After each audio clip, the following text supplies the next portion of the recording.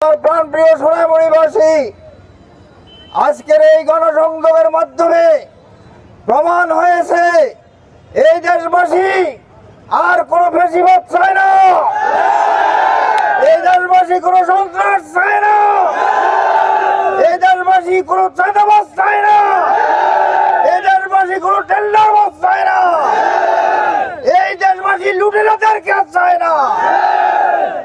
সম্মানিত দেশবাসী, তাই আগামী 12 ফেব্রুয়ারি দাঁড়িপাল্লা প্রতীকে ভোট দিয়ে আমাদের শহীদদের রক্তের বদলা নেওয়া হবে ইনশাআল্লাহ।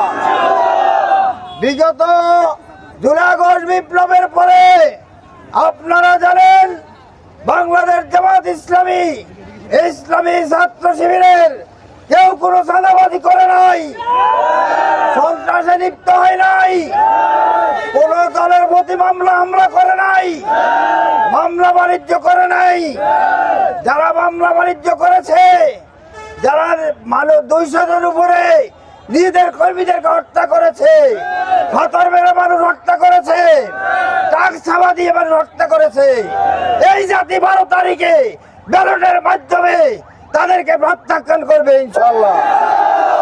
অতএব কোন ষড়যন্ত্র কাজ হবে না, কোন ইঞ্জিনিয়ারিং হবে না, কোন দুর্নীতি করা যাবে না। যদি কোনো প্রশাসনিক ভাবে দুর্নীতি করা হয়, ভোটার ইঞ্জিনিয়ারিং করা হয়, দাঁত ভাঙা জবাব দেওয়া হবে। সম্মানিত ভাইয়েরা, তাই আসুন 12 তারিখ পর্যন্ত আপনারা কি মাঠে থাকতে পারবেন?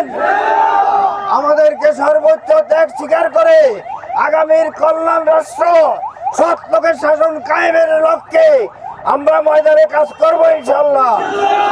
আমরা কেন্দ্র দখল করব না, কেন্দ্র দখল করতে দেব না, কেন্দ্র দখল করতে আসলে হাত ঘুরিয়ে দেওয়া হবে।